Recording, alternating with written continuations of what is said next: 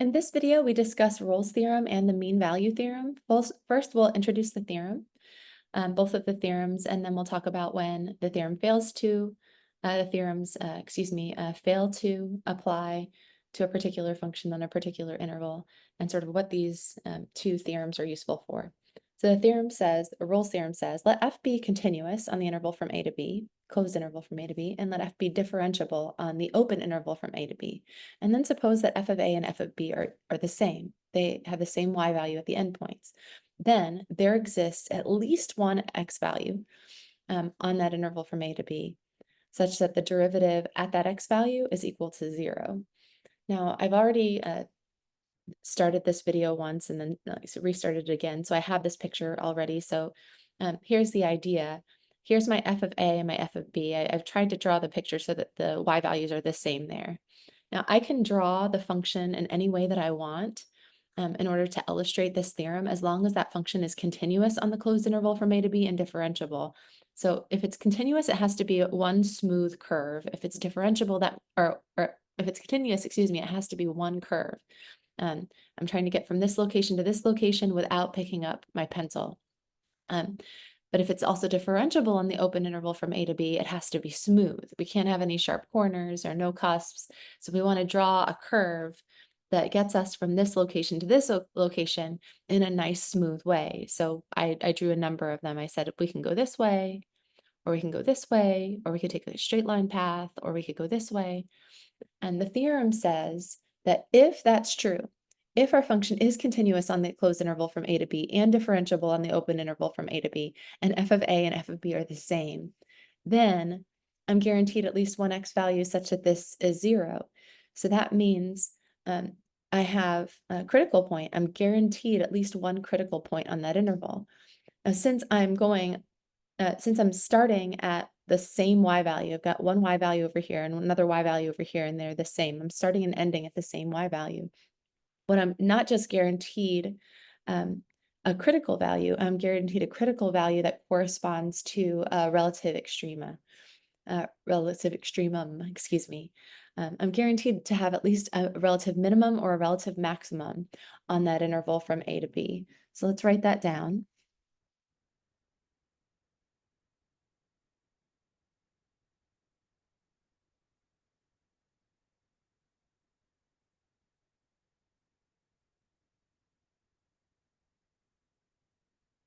It's extrema when it's plural, and extremum when it's singular.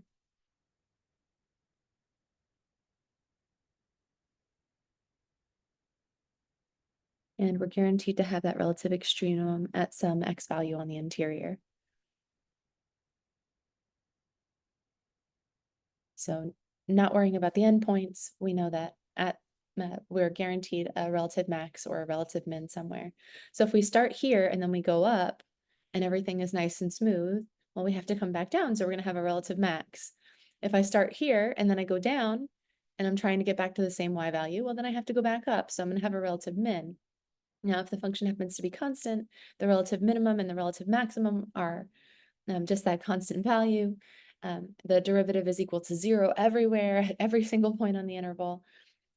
And then, of course, if something more interesting happens, if it has a lot of hills and valleys in between, you might have multiple relative extrema.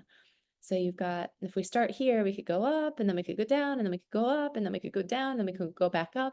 But if we have to start and end at the same place, then we're guaranteed that, well, we're going to have at least a max or a min. But in this case, I have a relative max, a relative min, a relative max, a relative min, and then we get back to the same y value. So that's what the theorem says.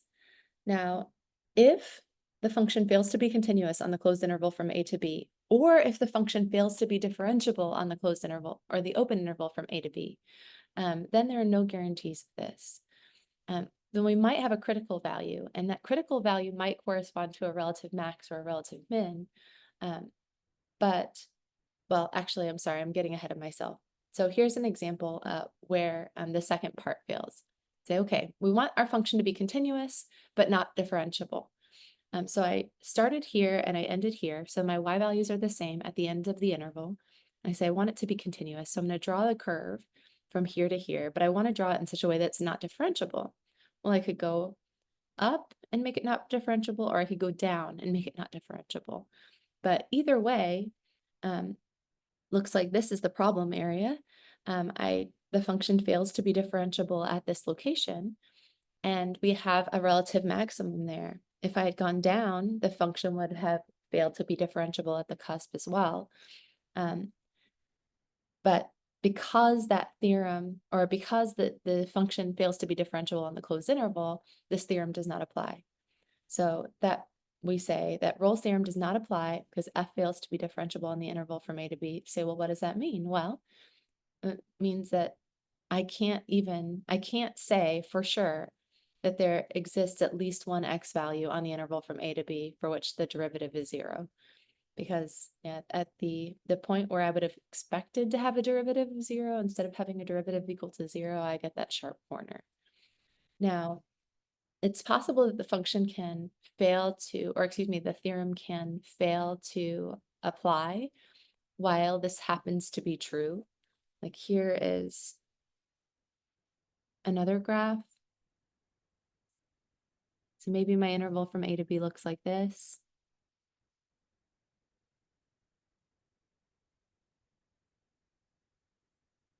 And f of a and f of b are both equal to the same value. Here, Rolle's theorem fails to apply as well.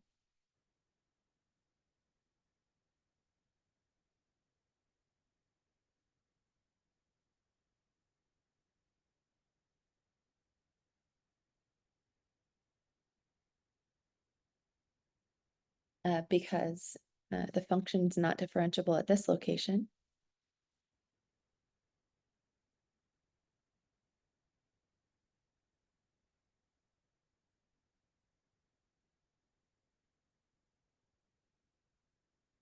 And we're looking for the function to be differentiable at every point, x on the interval from a to b, and there's a particular x value, that one, which we'll call x naught, where the function fails to be differentiable. Okay, but is there at least one x value on the interval from a to b such that the derivative is 0 there? Sure. I've got an x value where the derivative is 0 right there, call that x1. I'll say f prime of x, x1 happens to be 0. And x1 is on the interval from a to b. But that's just sort of a coincidence. We're not guaranteed that that happens every time, because the theorem says the function has to be continuous and differentiable for us to be guaranteed that we have at least one point on the interior of the interval such that the derivative is 0 there. So on this one, Rolle's theorem doesn't apply, and f fails to be differentiable on the interval from a to b. And there are no x values in the interval from a to b such that f prime of x is equal to 0. We can just look at it and see that we don't have any nice smooth sort of maxes or mins here, where we do have a relative max where the derivative is 0. On this one, the theorem fails to apply because f is not differentiable, but there happens to be an x value on the interval from a to b where the derivative is equal to 0. So I guess my point is, the theorem says that if f is continuous on the closed interval from a to b and differentiable on the open interval from a to b, and f of a and f of b are the same, then we're guaranteed that this is true. But if f fails to be continuous on that closed interval or fails to be differentiable, well, this might be true or it might not be true. There are examples when it's true. We actually do have an x value where the derivative is 0, and then there are examples where it's not true, and we don't have an x value where the derivative is 0. But the theorem is always true. The theorem says that if f is continuous on this closed interval and differentiable, and our y values are the same at the endpoints, then we are guaranteed at least one x value where the derivative is 0.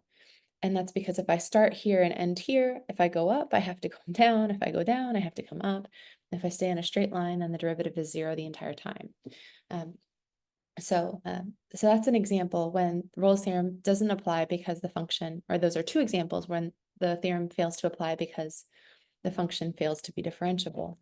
Well, the theorem also may not apply if the function, excuse me, happens to be discontinuous. So let's say we're on the interval from a to b. We start there and we end there. Well, if the function's discontinuous, are we guaranteed to have a point where the derivative is zero? Well, no. I mean, maybe my function looks like this.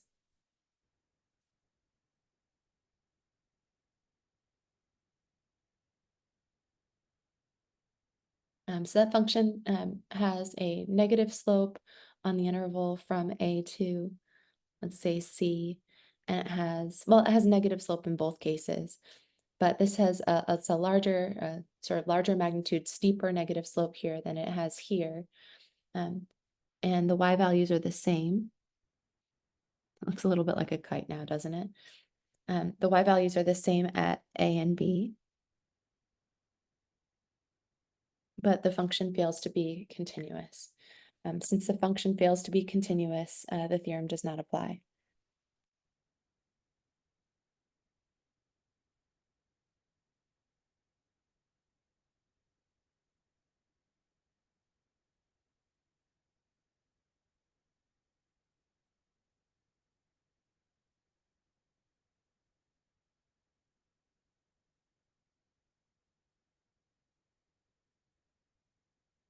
Now, when the theorem fails to apply, there still might be an x value where the derivative is zero. I mean, there might be an x value where the derivative is zero on the interior. There might not be an x value where the derivative is zero on the interior. The question is, well, does this particular function still have an x value where the derivative is zero? Well, no, the derivative is negative here. It's also negative here. Two different negative values, or values that are different from each other. So the theorem fails to apply, and in this case, there are no x values where the derivative happens to be zero on the interior of that interval anyway. Now I could have drawn a continuous or a discontinuous function.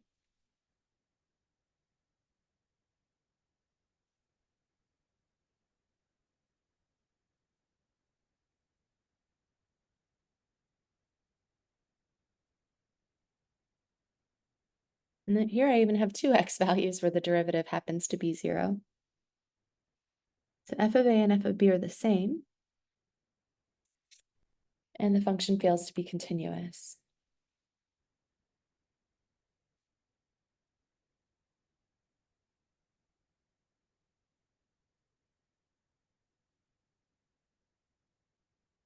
Or if you want, you could say the function is not continuous.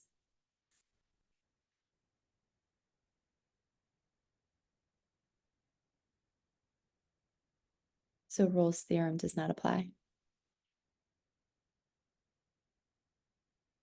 Well, even though Rolle's theorem doesn't apply, it's still possible that we could have a couple of values or a value where the derivative is zero. And it turns out that we do. This x value corresponds to a zero derivative, and then that x value corresponds to a zero derivative. So I'll call that x1 and x2. So the function does happen to have x values where the derivative is zero on the interior of the interval. So on this one, we say there are no x in the interval from a to b, such that f prime of x is equal to zero. And here we say f prime of x1 and f prime of x2 happen to be zero. And x1 and x2 are both in the interval from a to b. Okay, so we see now that even if the theorem doesn't apply, we might have a case where if the theorem doesn't apply, there may not be any x values on the interval where the derivative is zero, or there may be x values on the interval where the derivative is zero. But if the theorem does apply, if the function is continuous and differentiable and the function values are the same, so that we're starting at this location and we're ending at this location and we're drawing one smooth closed curve, or excuse me, not closed curve, we're drawing one smooth curve from that location to that location, then we're guaranteed a relative max or a relative min, or possibly more than one relative max or min. But this says that there's at least one x value where we have a relative max or min on the interval. It's actually just saying the derivative is 0 there, but since we're starting and ending at the same location, we know that if we go up, then we have to come back down, and we go down, then we have to come back up. So we're guaranteed to have a relative extrema. All right. So if you're preparing for a quiz in my class, one of the things that you'll see is that I'll ask you, does Rolle's theorem apply to this function on this particular interval? And you'll say yes or no, based on whether that function is continuous and differentiable and whether the y values are the same at the endpoints of the interval. Provided all of that is true, then you might be asked to find the x value on the interior where the derivative is 0. Or you might not. You might just say that we know for sure there is definitely an x value on that interval where the derivative is 0, even if we don't know how to find it. We actually do know how to find it. Anyway, so that's the idea with Rolle's theorem. Now, the mean value theorem is very, very similar to Rolle's theorem. But actually, before I talk about the mean value theorem, let's do sort of a concrete example. So these are all conceptual, and I'm glad that we talked about these and we talked about these. But let's do the type of example that you might see on your homework or a quiz or a test. So here's example 1. It says, consider the function f of x equals x squared minus 2x minus 3, all divided by x plus 2 on the interval from -1 to 3. The question is, does Rolle's theorem apply? And if so, find all the x values in the interval such that f prime is equal to 0. Well, we need a few things. We need f to be continuous on the interval of interest, and we notice that it's a rational function. Now, we know rational functions are continuous on their domains, but their domains exclude the x values that cause the denominator to be 0. So I might do some calculations. I'll say f of x is undefined when the denominator is 0, which is when x plus 2 equals 0. So that means that, or that implies that f is well defined when x is not equal to the x value that causes that equation to be satisfied. So when x is not equal to -2. So we're on the interval from -1 to 3, and -2 is outside of that interval, so f is continuous on that interval. So not only is it just undefined and well-defined, it's well-defined and continuous. So we'll say since f is a rational function,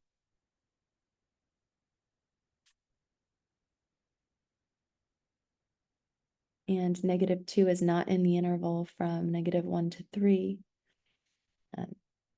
f is continuous on the interval of interest. Okay, so we know that that's true. Cool. So that first part is satisfied.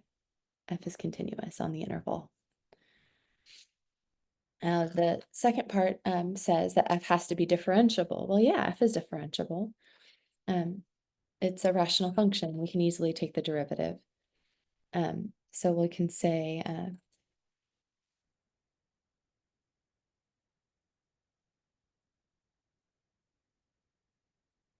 f is differentiable on the interval from -1 to 3, since f is a rational function.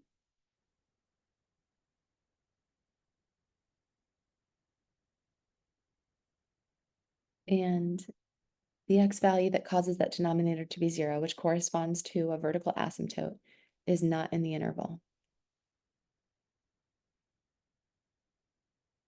So we know that f is differentiable and continuous. Now, for Rolle's theorem, it's also important that the function values are the same at the endpoints.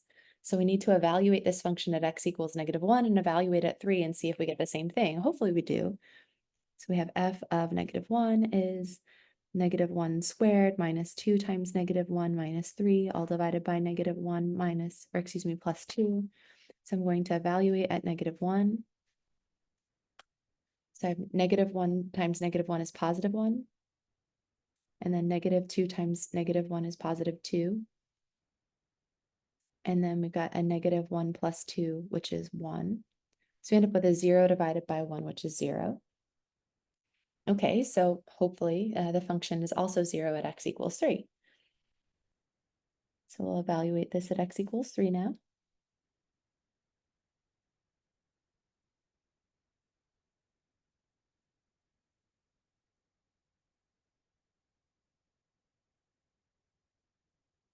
So we have 9 minus 6 minus 3, which is 0. 0 divided by 5 is 0. So our y value at x equals -1 is 0, and our y value at x equals 3 is 0. So the theorem applies.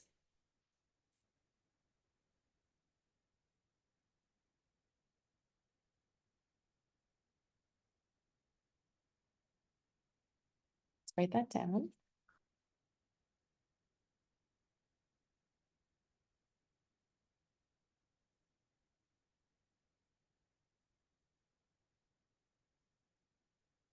That means we are guaranteed an x value on that interval where the derivative is 0.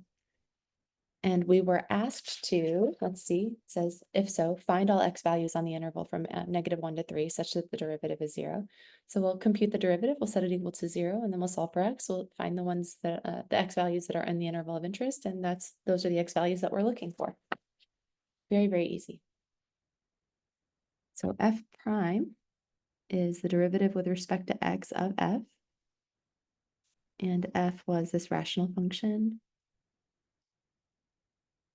Oops, I really don't need the parentheses now. It's x squared minus 2x minus 3.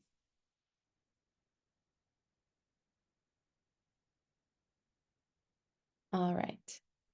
So I'm taking the derivative with respect to x of this. That requires a quotient rule. The quotient rule says, or the derivative of quotient is the bottom function times the derivative of the top function.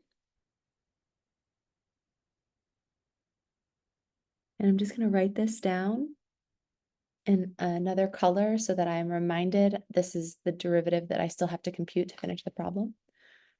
So the mnemonic is low d high. So the bottom function, the low function times the derivative of the high function minus high d low. So that's the derivative of the bottom function. Probably could have done that one in our heads. It's just 1. All divided by low low. It's our bottom function squared. And then we compute this derivative and that derivative, and we simplify. So we've got x plus 2 times, and close parentheses there, times the quantity. The derivative of x squared by the power rule is 2 times x to the 1 less power.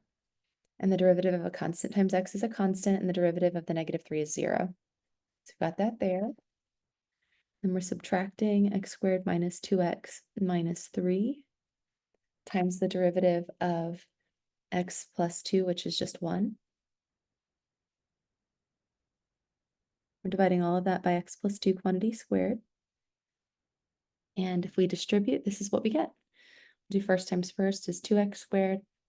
Outer times outer is -2x. Inner times inner is 4x. Last times less is -2. When we distribute this negative here, that's just going to change the signs on all of those. So we're going to have a negative x squared plus 2x plus 3, all divided by x plus 2 quantity squared.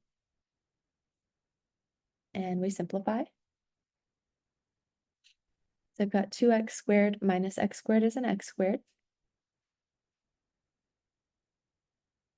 And the -2x and the +2x reduce, and then I just have a 4x there. And then the -4 plus 3 is -1.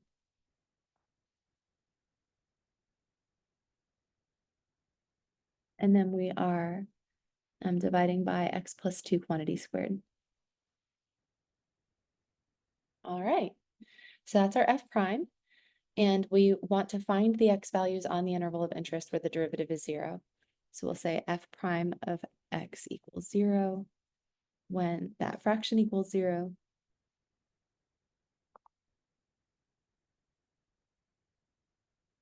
a fraction equals 0 when the numerator is 0 and the denominator is not 0. X plus 2 quantity squared is never 0 on the interval of interest. So that means our numerator has to be 0. And now we can solve this in a number of ways. We can solve by completing the square. I think that's what I'll do. I'll subtract 1 from both sides, and then I'll take this number in front of the x. I'll call that b. I'll take half of that, call it 2, and square that. 2 squared is 4. That's what we add to complete the square. Make sure you do the same thing to both sides. Then on the left, we're going to have a perfect square. So this is x plus 2 quantity squared equals 3. And that's just because I'm looking for two numbers that multiply to give me 4, that add to 4, 2 and 2 will work. So we have that. And we're trying to get x by itself. So we'll take the square root of both sides. Don't forget the plus or minus on the right. So we've got x plus 2 equals plus or minus square root of 3. So x equals 2 plus or minus square root of 3. So those are the two x values that cause the derivative to be 0, but we're only interested in the x values on the interval from -1 to 3, right? So this is the interval of interest. So 2 plus the square root of 3 is going to be 2 plus something a little bit less than 2. Square root of 4 is 2. So this is a number, square root of 3 is some number between 1 and 4, 1 and 2, because the square root of 1 is 1 and the square root of 4 is 2. So square root of 3 is between 1 and 2, and so I'm adding that. So I'm going to have 2 plus a number that's greater than 1. That's going to be outside of my interval because it's going to be greater than 3. And then the other one, 2 minus a number that's a little bit greater than 1, is probably going to be on my interval. So let's say x equals 2 plus the square root of 3 is not in the interval of interest. But x equals 2 minus the square root of 3 is in the interval of interest. So that's the x value that we're looking for.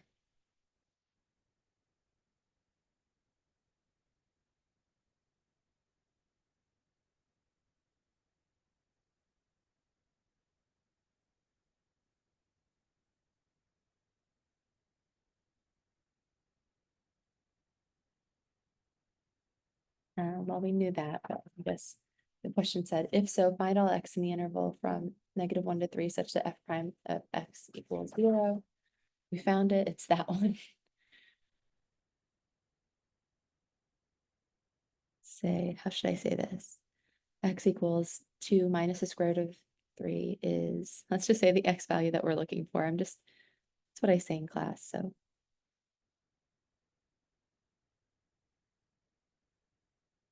I'll say the x value that we're seeking.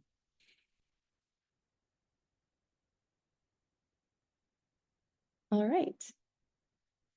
Now let's graph this. Let's go to desmos.com and see what the graph looks like. I know roughly that my graph looks like this.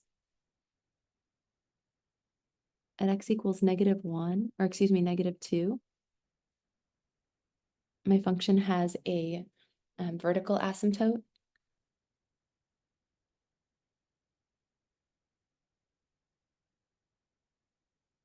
And actually, does this numerator factor?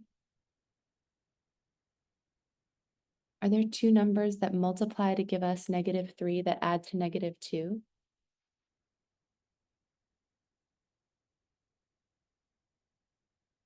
Well, yeah, -3 and 1, right? So I have a -3 and a +1 there. So we know that f of x is equal to 0 when the numerator is 0 and the denominator is not. So we know that this factor will be equal to 0 when x equals -1.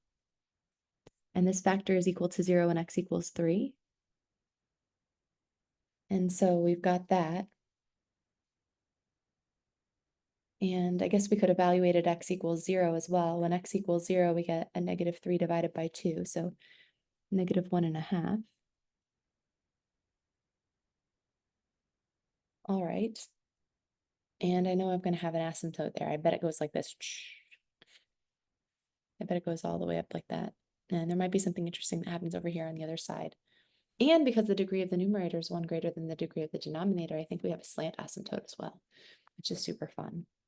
But the interval of interest is just this interval from -1 to 3.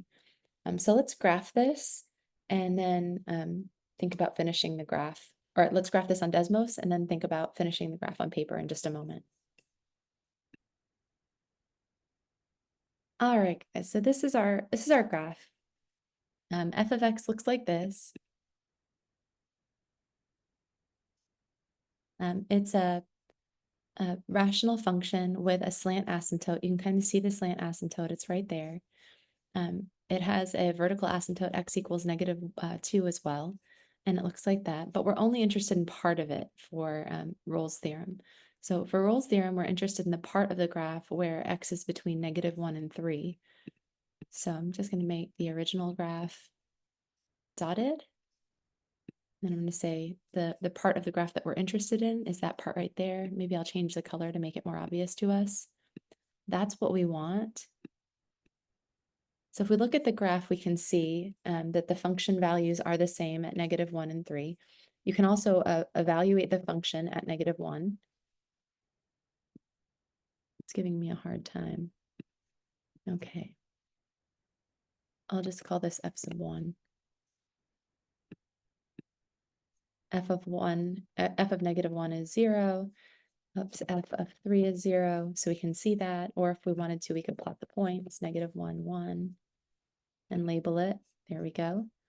We could plot the point 3, f of 3, and label it. So we've got those 2 points there. The y values are clearly the same.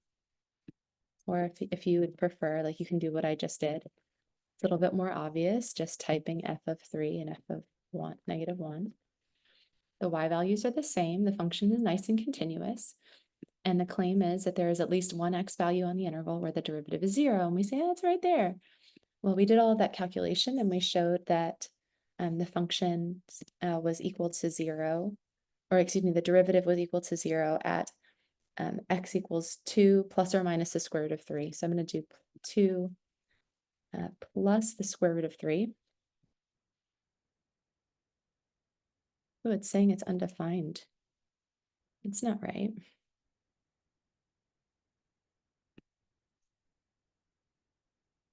It's a little weird.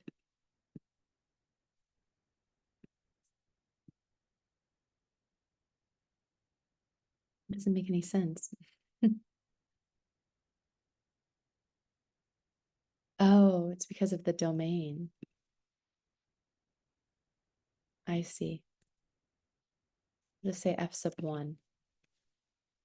That's our y value there.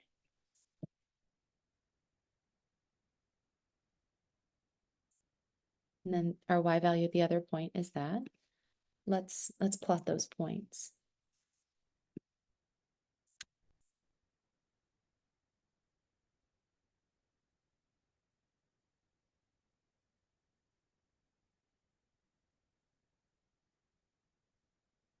Mm, 2 plus the square root of 3.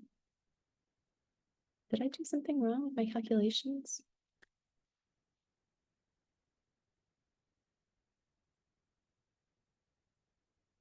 Okay. And 2 plus or minus the square root of 3 is my answers. Oops, I see what I did wrong. Do you guys see it? I guess not. Let me look at my paper or show you my paper. So obviously I made a mistake somewhere. And how do I know that I made a mistake? Because when I evaluate the function at 2 plus or minus the square root of 3, I get these y values. The y values have nothing to do with it. The problem is the x values. But I am looking for that sort of local minimum, and you're like, huh, that looks close, but what happened to that one? There's got to be something. I must have done something wrong. Well, I did do something wrong. So let's look at the paper and we can see. This reminds me a little bit of Julia Childs. She just like destroys some food and she's like, oops. here I am making a mistake. This is how we recover from mistakes. So you say, okay, what did I do wrong here? I set f prime equal to 0. I said that's equal to 0 in the numerator, 0. And I completed the square, so I got this. Oh, I see what I did. Here I have x plus 2 equals plus or minus the square root of 3. But then when I subtract the 2 from both sides, that should be a negative. So I've got x equals negative 2 plus the square root of 3, and x equals negative 2 minus the square root of 3. So x equals negative 2 minus the square root of 3 is definitely not in our interval. X equals negative 2 plus the square root of 3 is actually in our interval. So that actually is an element of that set. So we'll say x equals negative 2 plus a square root of 3 is the x value that we're looking for. And when we graph the function, let's see, I'm going to get a numerical approximation for that, that negative 2 plus the square root of 3 with my calculator as well. But yeah, we're going to see something that looks like that, but we know that from the graphing calculator rather than any of our calculations here. Okay, so I said f evaluated at negative 2 plus the square root of 3 is that point.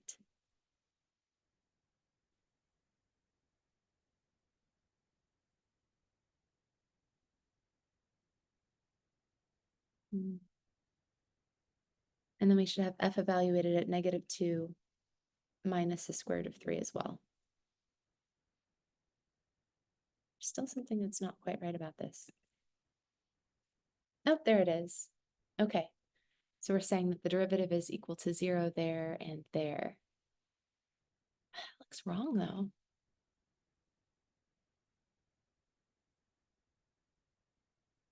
The derivative should be 0 right there.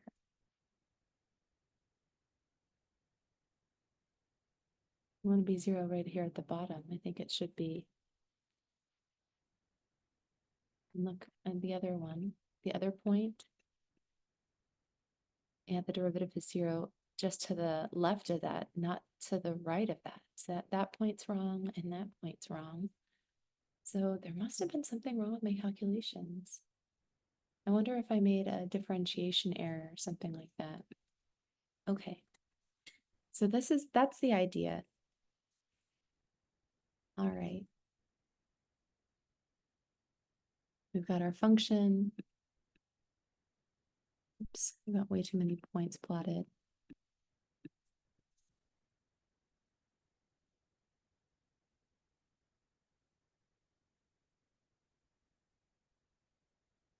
Actually, I will keep those two on the endpoints.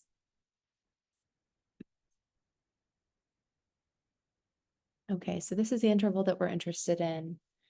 And my claim was that the derivative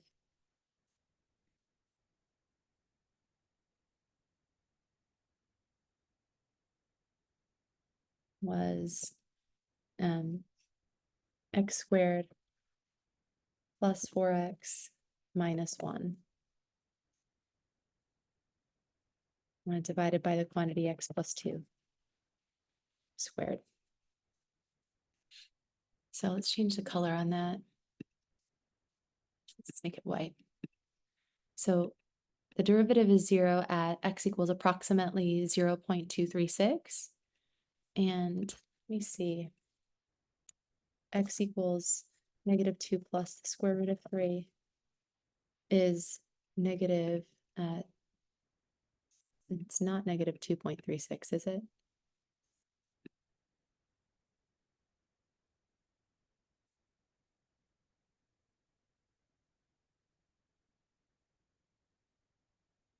Yeah, that's wrong. And then we have the other x values.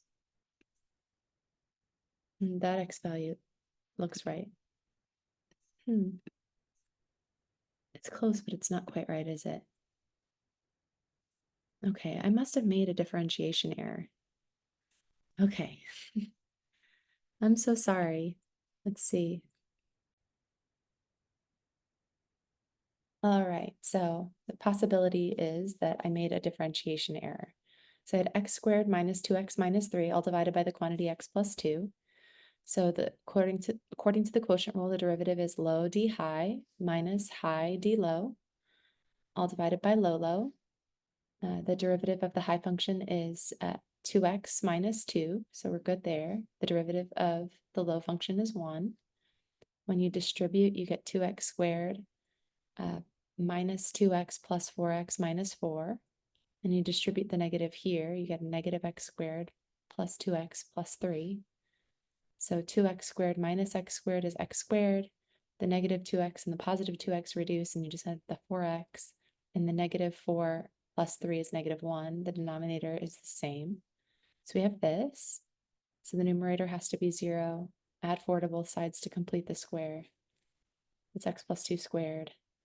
I have x plus 2 equals plus or minus the square root of 3. So x is equal to negative 2 plus or minus the square root of 3. We said this x value, x equals negative 2 plus the square root of 3, is in the interval. It's going to be a little bit more than 1, right? And then this one is, or is it a little bit less than 1? Because this is going to be less than 2. So we're going to have some number that's a little bit smaller than 2. And then, or excuse me, a little bit less than 0. And then this is definitely negative. It's outside of our interval. It's outside of the interval. It's way past negative 1 because we've got the negative 2 and then we're subtracting something that's greater than negative 1. Or subtracting some, well, in magnitude. Anyway, so we've got, this is the x value that satisfies the equation. All right, and so I'm expecting f prime evaluated at x equals negative 2 plus the square root of 3 to be 0. So let's look at that. F prime evaluated at x equals negative 2 plus the square root of 3. I know this isn't related to the theorem.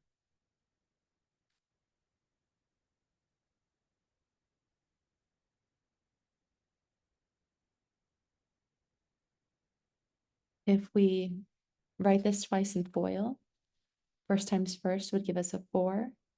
Outer times outer is negative 2 times the square root of 3. Inner times inner is the same, so we're going to have 2 of those. Negative 2 times the square root of 3 times 2 is going to give us a negative 4 times the square root of 3. And last times last is the square root of 3 times the square root of 3, which is a 3. We distribute the negative 2 here, we get this. And the 3's reduce. In the denominator, the 2's reduce.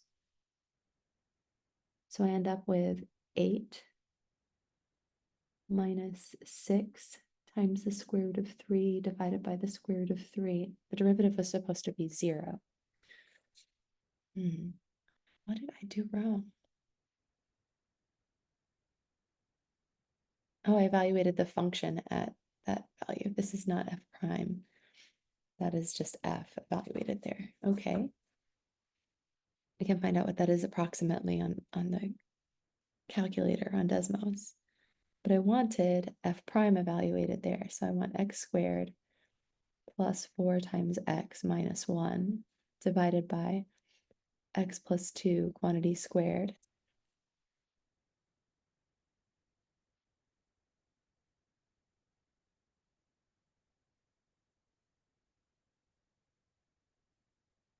And so we get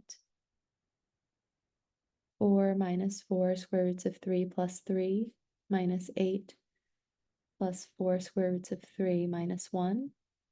These guys reduce. And then we've got these two reduce. So we're going to have 7 minus 8 is negative 1. Minus 1 is negative 2, all divided by 3.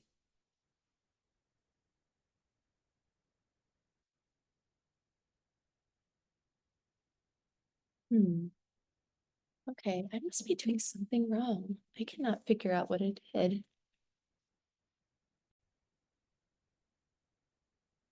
Okay, so I think I finally found my error. I said that f prime is equal to 0 when this fraction equals 0. fraction equals 0 and the numerator equals 0, but I copied the problem down incorrectly. That should be a -1. So when I get rid of that -1 by adding to both sides, I should have a 1 plus 4 on the right-hand side rather than a -1 plus 4. So rather than having a 3 over here, I should have a 5. So this should be a 5, and this should be a 5, and this should be a 5. And so now I've got -2 plus the square root of 5 and -2 minus the square root of 5. -2 minus the square root of 5 is definitely outside of our interval. It's going to be like -4 point something, right? And then this is -2 plus the square root of 5, so it's going to be just a little bit larger than 0. So -2 plus the square root of 5, I think, is the number that we're looking for. And this is the other x value that corresponds to a derivative of 0, but it's not on the interval of interest. So the one that we're looking for is this one, -2 plus the square root of 5. It's the x value that we're seeking, the one on the interval that satisfies that requirement that its derivative is 0. So let's go back to Desmos and show that that's true. Okay, so I added the slant asymptote as well, so that's on our graph. And I changed a few things. Rather than having that -2 plus or minus the square root of 3, I evaluated the function at -2 plus or minus the square root of 5. And if we plot those points, we can see that they do seem to be at a local minimum and a local maximum of the original function.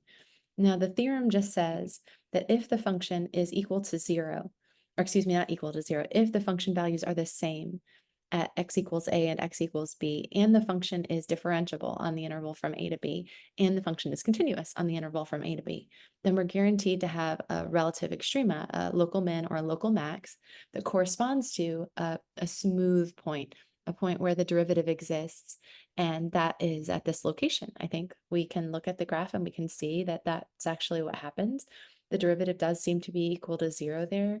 One way that we can be a little bit more sure of ourselves is to graph the tangent line. We'll say y equals the function value at -2 plus the square root of 5 plus the slope at -2 plus the square root of 5 times x minus, open the parentheses, -2 plus the square root of 5. And when we do that, we can see that the tangent line is horizontal. So we know that we've done that correctly. And if I do the exact same thing at that other value, it's -2 minus the square root of 5, that's not on the interval of interest, but we should be able to look at the tangent line there.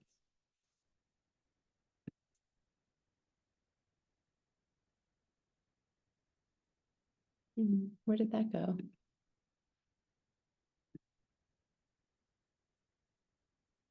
I don't know why it's not plotting that, drawing that line for us.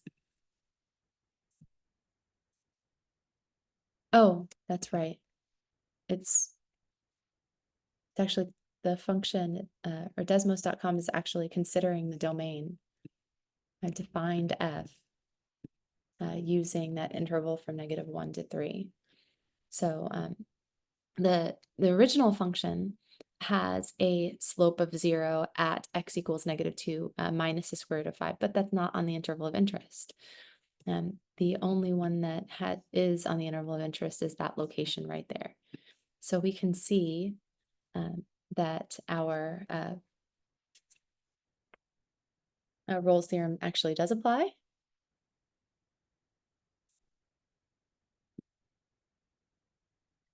And we've got those horizontal tangent lines at the points that we thought we would have them, or where we thought we would have them.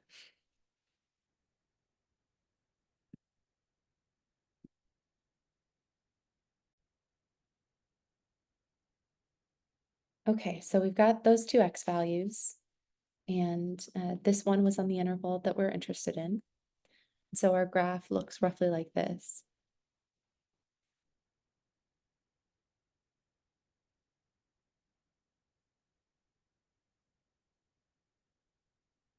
And the x value that we were looking for was that -2 plus the square root of 5.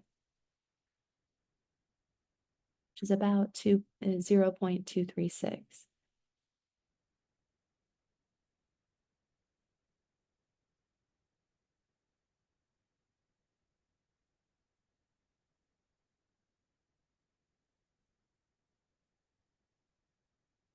It's supposed to be right there at the bottom, horizontal tangent line.